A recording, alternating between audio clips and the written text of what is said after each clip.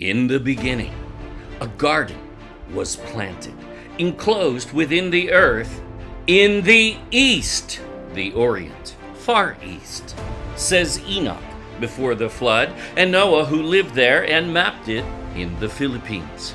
The Bible has always led there, and even Bible historians knew how to read the Hebrew, such as Josephus in 90 AD, Lactantius and African in 310, and in 550, Cosmos, the Greek monk and merchant traveler who went to the Indies, wrote in Alexandria, Egypt, Africa, Christian topography, and he mapped paradise as the Philippines. That map was even published in the Greek edition of the Bible at one time. A 6,000-year track record, forgotten today by illiterate scholars. They have no education on this topic. Let us explore this massive trove of ancient maps.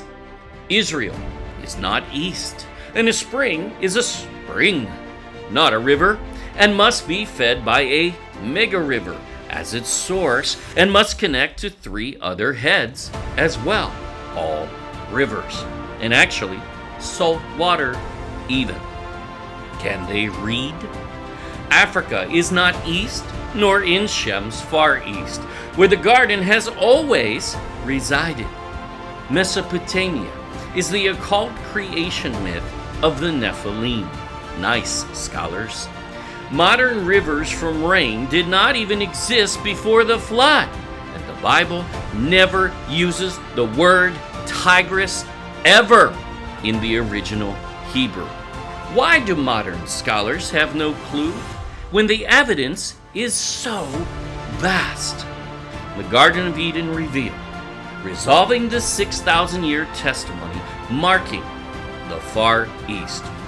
Now available in print only, no ebook, on Amazon and Shopee Philippines. Over 75 high-resolution color historic maps with accurate interpretation no one can truly dispute.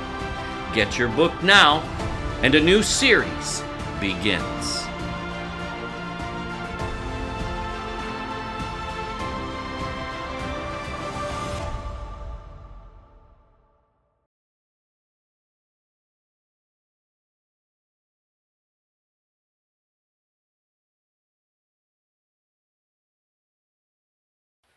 Alam niyo ba na si Christopher Columbus o maaaring ito ay ang kanyang kapatid o kaibigan na katulad niya ng kaisipan sa larangan ng pananaliksik ay gumuhit ng mapa noong taong 1490 ayon sa pinagmula ng aming pagsasaliksik kung saan aming nahanap ang high resolution na mapang ito.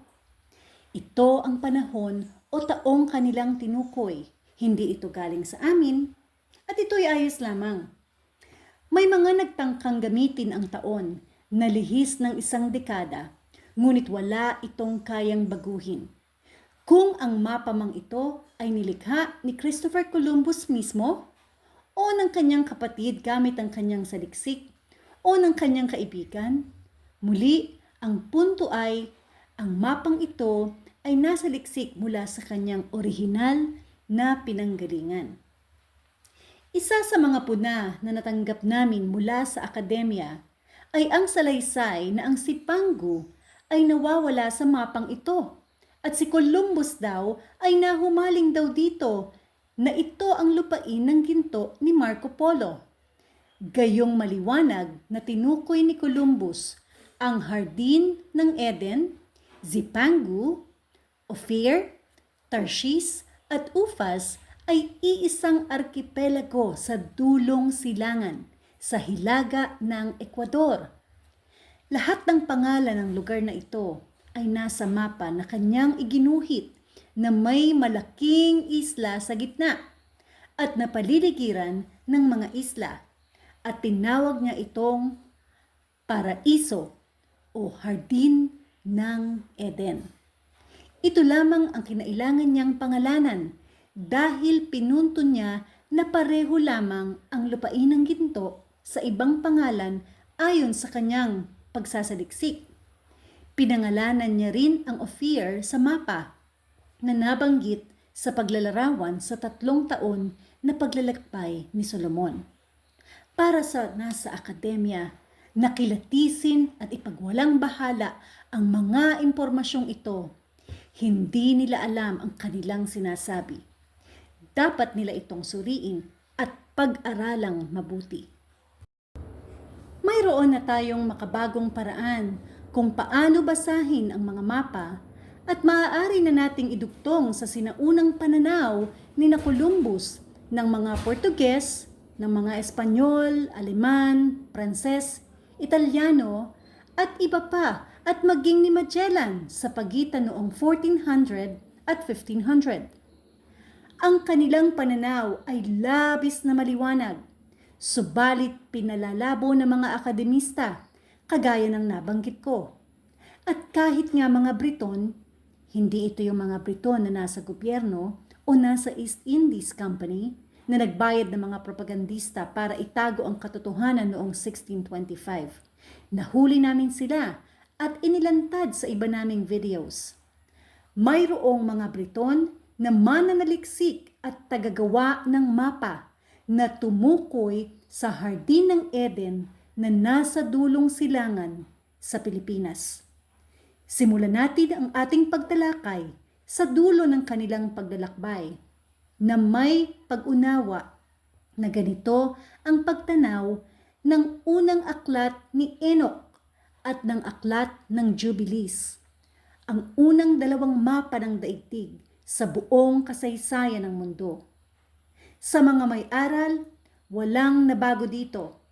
At sa mga hindi nakauunawa, anong magagawa natin kung ano man ang sabihin nila? Sa huli, kapag binasa mo ang mga aklat na nabanggit at pinanood ang video series na ito, liliwanagin natin ito at palalalimin pa. Makikita natin na alam ng buong mundo noon pa man na ang Hardin ng Eden at ang lupain ng ginto ay nasa dulong silangan sa Pilipinas lang pala. Hindi ito nawala at hindi isang lihim sa loob ng 6,000 taon. Ang makabago at kakaibang pagkaunawa sa kasulatan ang nagsasabing walang nakakaalam kung nasaan nga ba ang Hardin ng Eden. Oo, itinago nila ito ng 6,000 taon. Ganoon ang kanilang pagsasalaysay. Sila ay nagkunwari na hindi nakakaunawa at naghain sila ng impormasyon sa atin na kunwari ay sa pagkaunawa nila. Gayong ang katotohanan ay nakalantad sa kanilang harapan. Alam natin na ang mga scholar at akademista ay hindi tayo ilalayo sa mga kolonyal na kaisipan. Ngunit tayo ay naghahanap ng katotohanan. Hindi ang kanilang propaganda na nag-ugat mula sa pang-aapi ng mga elitista at malalakas na bansa sa buong kasaysayan. Sa paningin ng mga elitistang ito, sila ay higit kaysa ibang tao. Alam natin na sa mata ng ating Ama sa Langit, ni Abba Yahuwah, ito ay hindi totoo.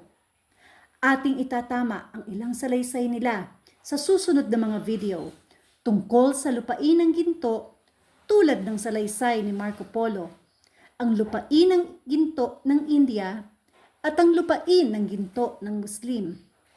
Ang mga ito ay iisa at pareho lamang na isla sa dulong silangan noon pa man. Sila ay nasa mapa, subalit binaliwala ng akademya ang mga mapang ito. Kailangan nilang itaas ang kanilang pagkaunawa dito. Matindi ang propaganda sa paksang ito kahit na ang daming aktwal na makasaysayang ebidensya, pati na ang mga mapang 6,000 taon na naglalathala ng Hardin ng Eden sa dulong silangan at partikular sa Pilipinas. Ang kanilang kaisipan ay tumuturo doon sa pinagmulan ng lahat, ang pinagmulan na ayaw kilalanin ng akademya at mga scholar sa Biblia. Pero ating kikilalanin. Simulan natin ang pagtalakay sa mapa ni Columbus noong 1490. Ngayon, ang mapang ito ay hindi nailathala sa mga pampaaralang aklat. Mahirap nilang paniwalaan na si Columbus o ang kanyang kapatid o kaibigan man yon na siya ngang gumuhit ng mapa at itong mga tinatawag na akademista ay ayaw man lamang kilalanin ang naturang mapa. Ito ay dahil hindi akma ang mapa sa kanilang kolonyal na pananaw. Kung iyong sasaliksikin, kakaunti ang impormasyong mahahanap mo sa internet. Sa kanilang paghahanap, mapupunta sila sa mga mapa na hindi man lang nasabi ni Columbus na ginamit niya at nakalimutan yata nila na ito ay base pa rin sa 1492 Bahaim Globe data. Sabi ni Columbus, naku po, hindi nila alam kung ano ang mga sinabi ni Columbus at hindi nila kinakatawan si Columbus, maging ang kanyang kaisipan. Kung kaya, bakit tayo makikinig sa mga dalubhasa na maliwanag na nagpapanggap lamang? Naririto ang mapa. Kahit na hindi mismo nila matukoy na si Christopher Columbus nga ang gumuhit nito, naiuugnay pa rin nila si Columbus. Ang pagtatalunan lang talaga ay kung si Columbus nga ba ang gumuhit ng mapa o ang kanyang kapatid ba o ang kanyang kaibigan. Pero ang hindi itinatanong ay ang kapanahunan o era. Ito ay noong kapanahunan ni Columbus. Ang batayan ng pananaliksik ay kay Columbus, ang pag-iisip ay kay Columbus, at ang lugar ng paraiso ng Hardin ng Eden ay tiyak na kay Columbus. Ang mapang ito ay ipinapakita sa mga gallery at nakuha ng National Library of France, kung saan ang kasaysayan ng Pransya makalipas ang ilang dekada ay napagpasyahan na ito ay isang mapa ni Christopher at Bartholomew Columbus. Ang sabi ng iba, hindi Yun lang ang masasabi nila dahil wala silang masabi upang mapabaluanan ang impormasyong ito. Ang mapang ito ay kapanipaniwala sa kabila ng tanong kung sino talaga ang gumuhit nito, dahil ang kapanahunan nito ay hindi kinwestiyon ng sino mang lehitimo sa loob ng isang dekada. Palakihin natin ito at tingnan ang mga detalye na winalang bahala ng mga scholar. Mapapansin ang bilog sa kaliwa ng mapa. Iyan ay detalye lalo na sa paglalagay ng tanda sa lokasyon ng Hardin ng Eden na tugma sa pananaliksik ni Columbus sa pagkakasulat na natatalakay na namin ng detalyado. Habang pinalalaki natin ang bilog na ito sa kaliwa, tingnan ang mga detalye dito. I-zoom natin sa silangan at ating unawain. Isang tabi muna natin ang kanilang pagpapabulaan at walang halong biro, basahin natin ang mapa. Matapos ang 1,000 taon, ang mapang ito ay nagpapatunay kahit na sino pa man ang gumawa nito. Muli, ang petsa o kapanahunan ay hindi kinwestiyon sa loob ng isang dekada. Mapapansin kung gaano kagaling ang mapa. Ito ay hindi nakakagulat dahil ipinapakita nito ang parehong posisyon na ipinakita ng mga mapa sa loob ng libu-libong taon. Ipapakita namin sa inyo sa seryeng ito at makikita at mababasa ninyo sa aking libro na maliwanag ang pagpapaimprenta.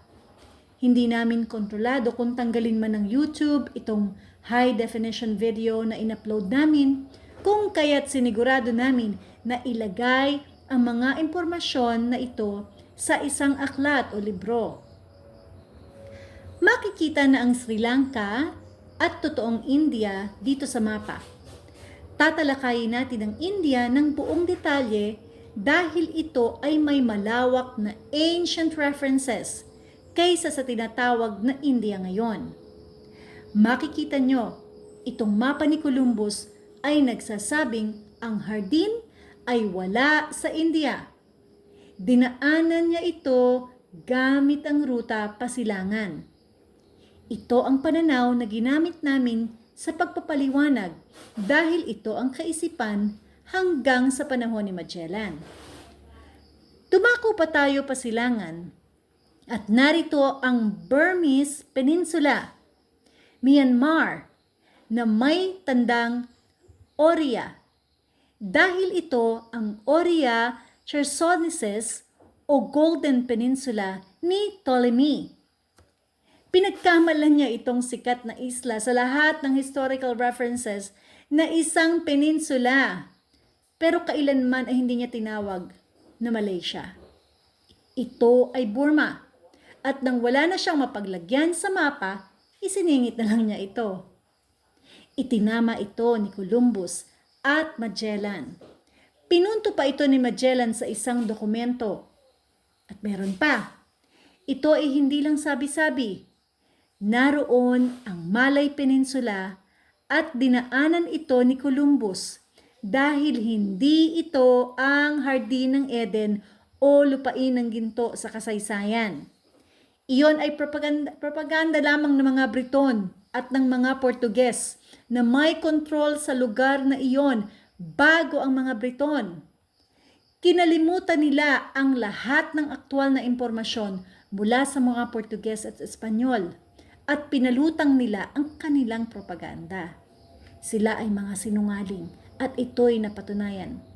Hindi sila marunong magbasa ng mapa kaya sinubukan nilang ikahon ang mapang ito sa kategoryang di totoong kasaysayan. Kaya binaliwala nila ito.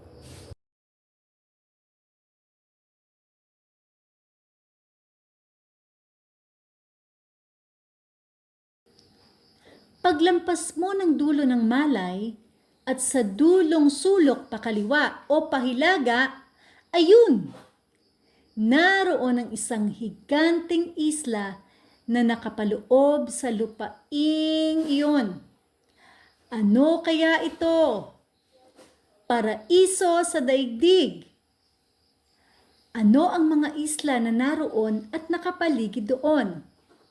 Ito ang South China Sea sa gitna ng China sa hilagang kanluran at ang Malay Peninsula. Ito ang tinatawag na Pilipinas ngayon. Oo, maliwanag ang pagkatukoy ni Columbus sa kanyang pagsasaliksik na ito ang hardin ng Eden. Ngayon, kung papalaot ka pa pahilaga, makikita mo ang China. Kaya muli, ang tanda ng Timog Silangan ng China na Cathay, ang Cathay ay China noon pa man, sa ibaba ng Tropic of Cancer.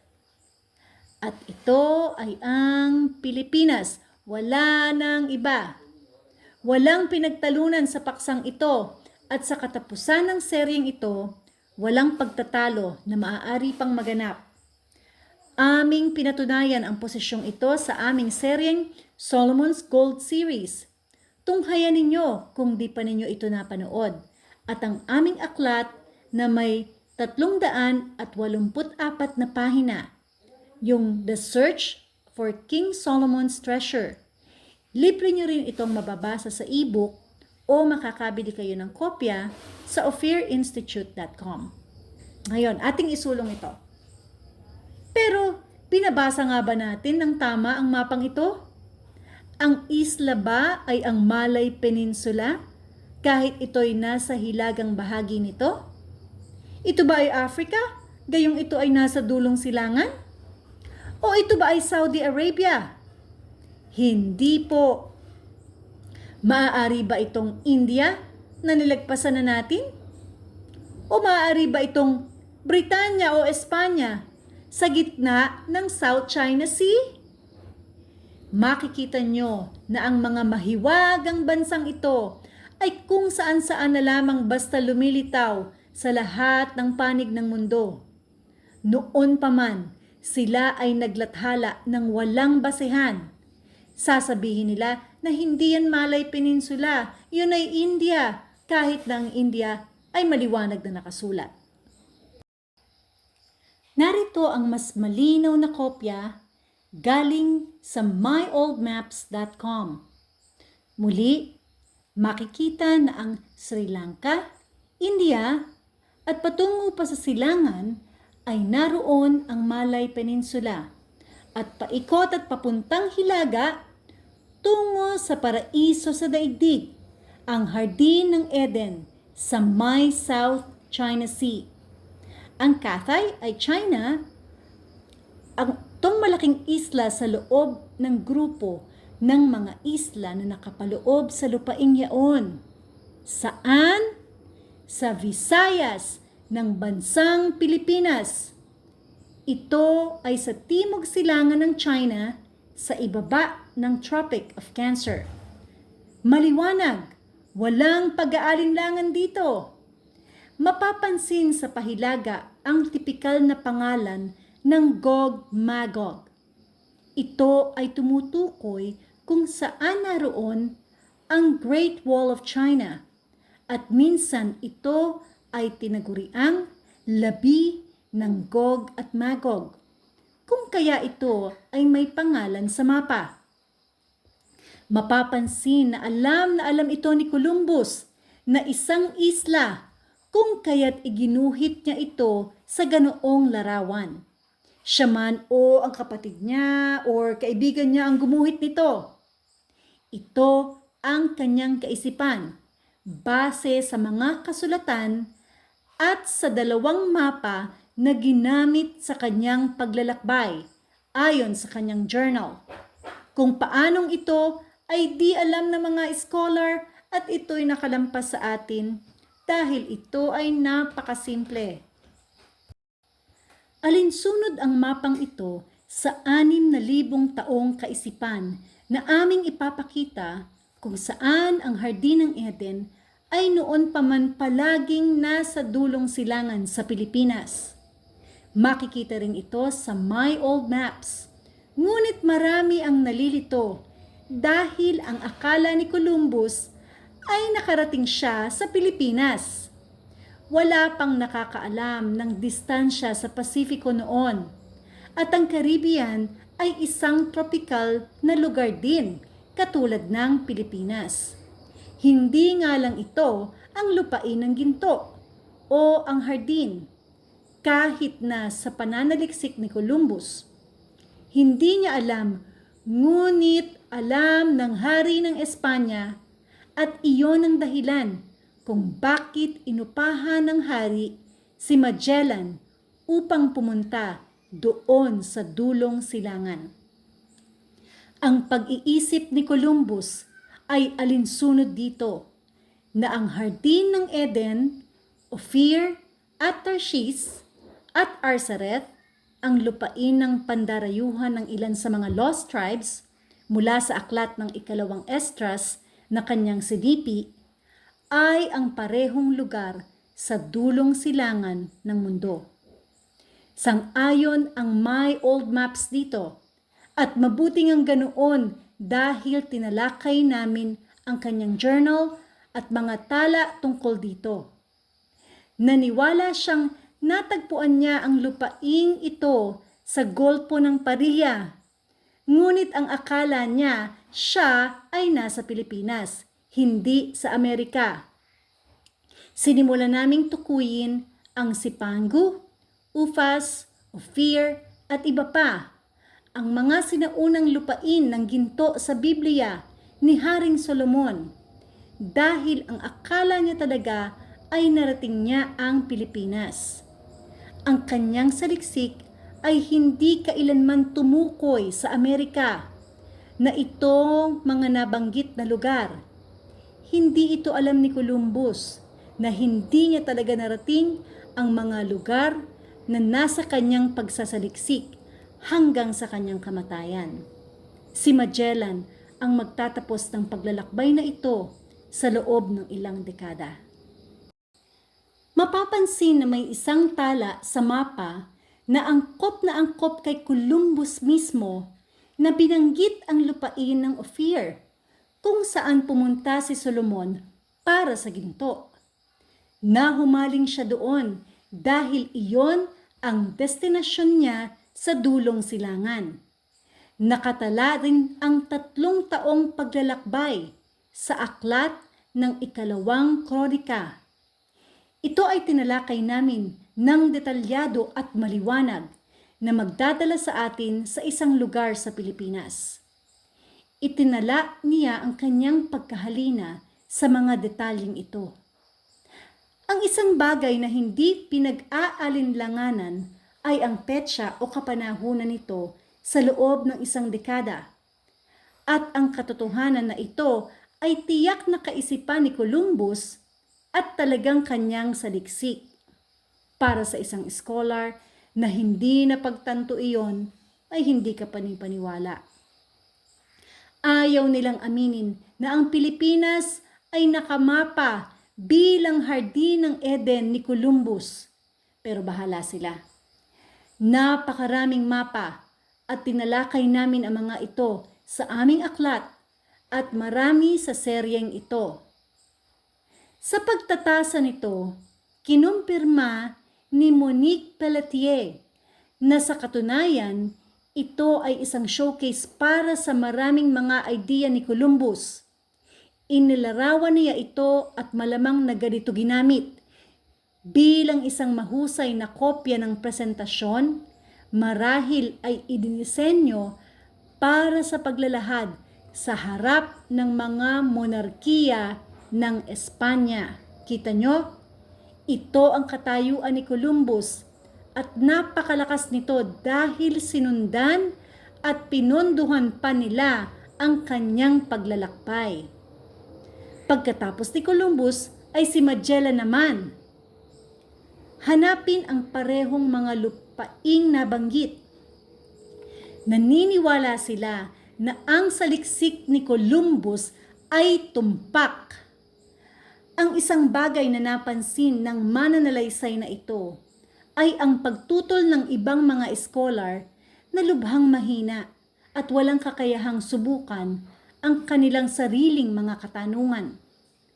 Kahit papaano ay napakahirap para sa mananalaysay na ito, pati na rin sa manunulat na ito na magkaisa. Ito ay napakadali. Ito ay nagpapakita na hindi nila alam o nais na malaman marahil kung ano ang sinabi at isinulat ni Columbus. Sa halip, ito ay mahirap makaligtaan na itinumbas ni Columbus ang hardin o Eden, paradiso sa Latin, at ang Zipangu at Ophir at Tarshish bilang parehong pulo ng mga isla na siya mismong nakamapa dito. Ang Ophir ay nasa mapa sa tala. Paraiso ang tatak sa Pilipinas. Hindi na kailangang sabihing Zipangu dahil itinumbas iyon ni Columbus sa isla ng Paraiso. Hindi na niya kailangang pangalanan ulit. Hindi ito scholarship at tiyak na hindi pang-akademiko dahil ang mga ito ay hindi makapangatwiran kahit na parang isang bata. Ayaw nila.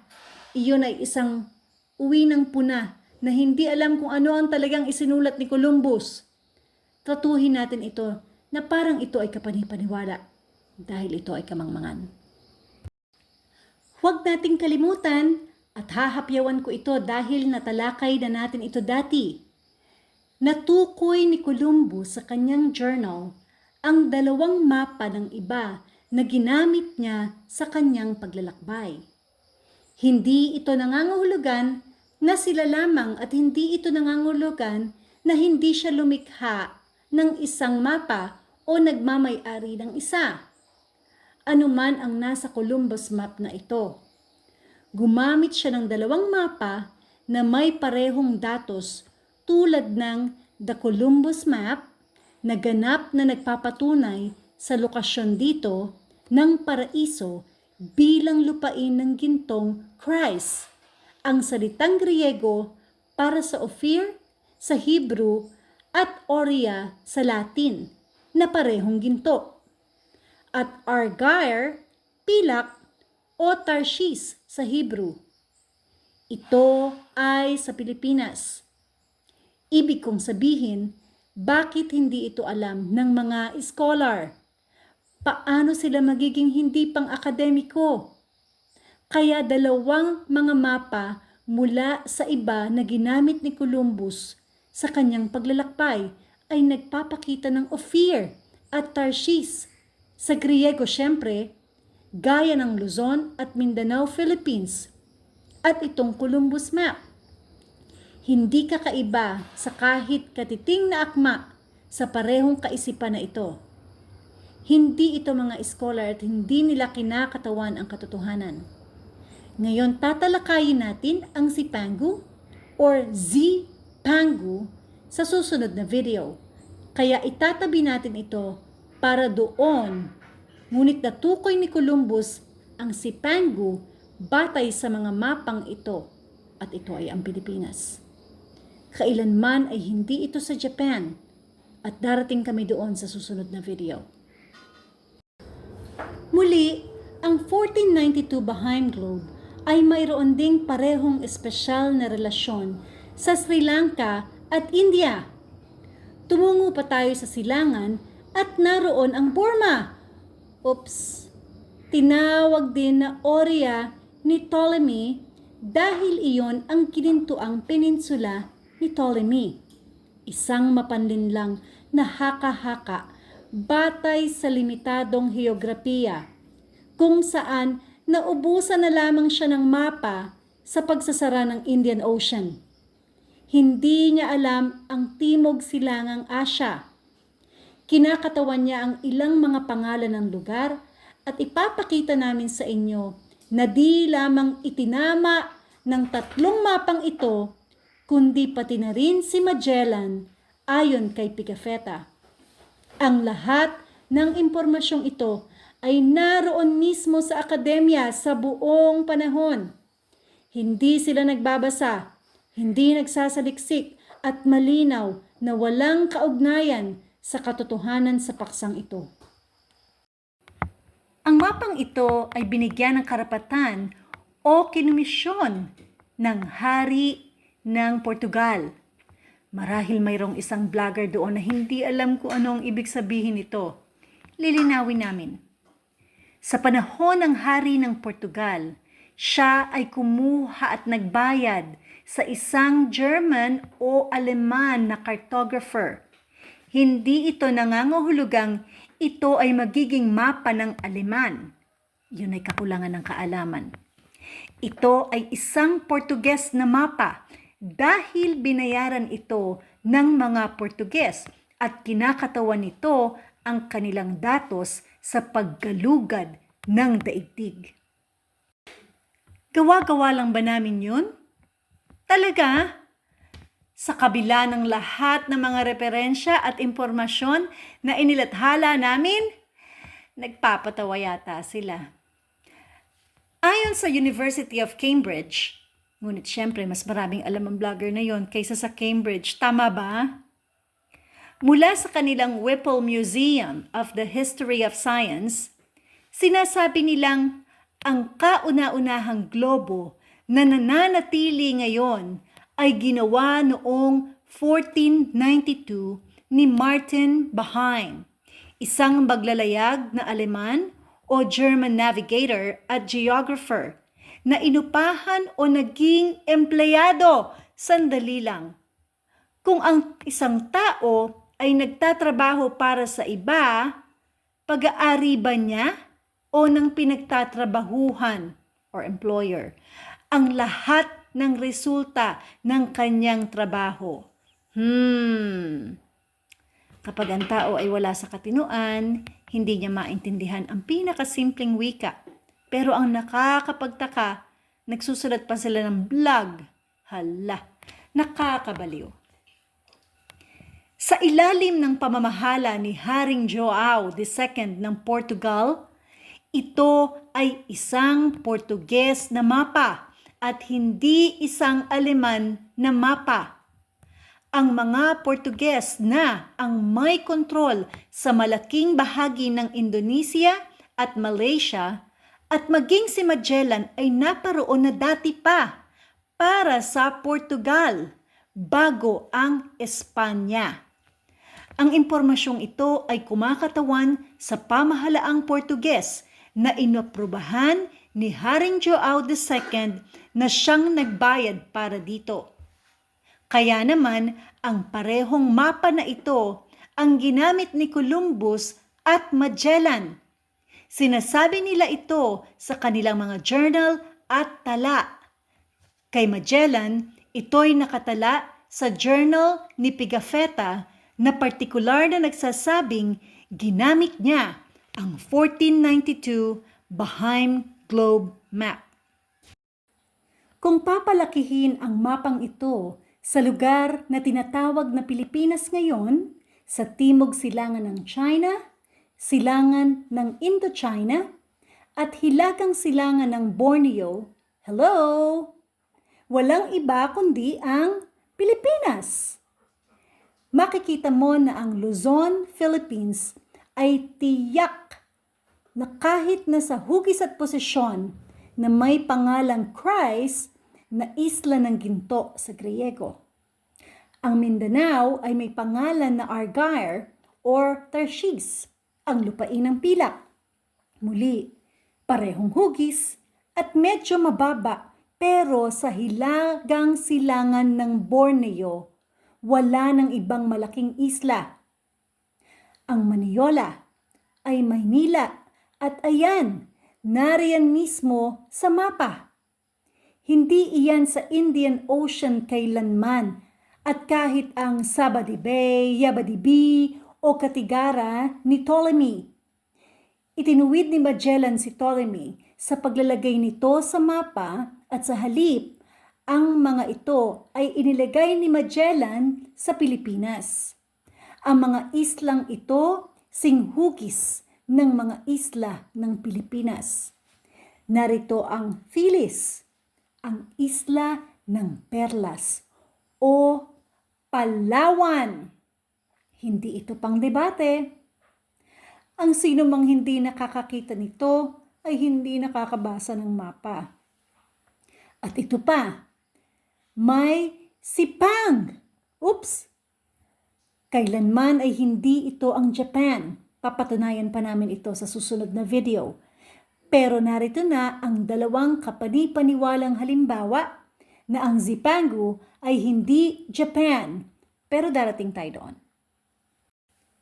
Kahit na medyo may kagaspangan at 50 o higit pang mga taon bago pa man, ang Toscanelli Map ang isa pang mapa na ginamit ni Columbus at ipinapakita rin dito ang Christ na isla ng ginto bilang Luzon Island, Philippines.